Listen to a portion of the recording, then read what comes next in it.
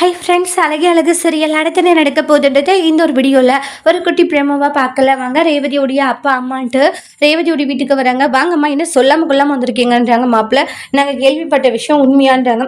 என்ன விஷயமாம்மா சொல்லுங்கன்றாங்க.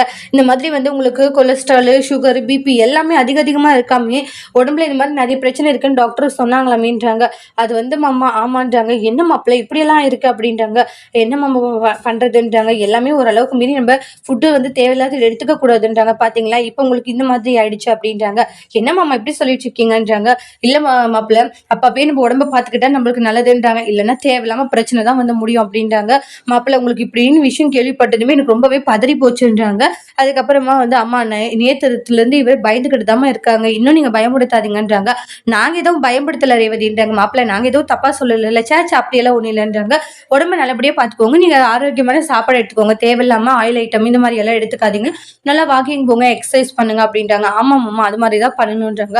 உடம்பு நல்லா கரெக்டாக தான் மெயின்டைன் பண்ண, ஆனால் திடீர்னு என்னாச்சுன்னு தெரியல, நீங்களா கரெக்டாக மெயின்டைன் பண்ணீங்க அப்படின்னு நல்லா குடிச்சு போடுறது, 11 மணிக்கு நல்லா வச்சு சாப்பிட்றது, பிரியாணி கறி ஐட்டம் எல்லாம் சாப்பிட வேண்டியது இப்போ கரெக்டாக மெயின்டைன் பண்ணுன்னு சொல்லிட்டு போய் சொல்லிட்டு இருக்காரு அப்படின்னு ரேவதி மனசுல நினைக்கிறாங்க.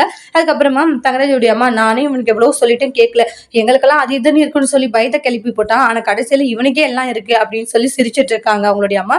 தங்கராஜ் அம்மா அப்படின்றாங்க. டே சரியாவது சிரிச்சுட்டு விடுறா அப்படின்வாங்க.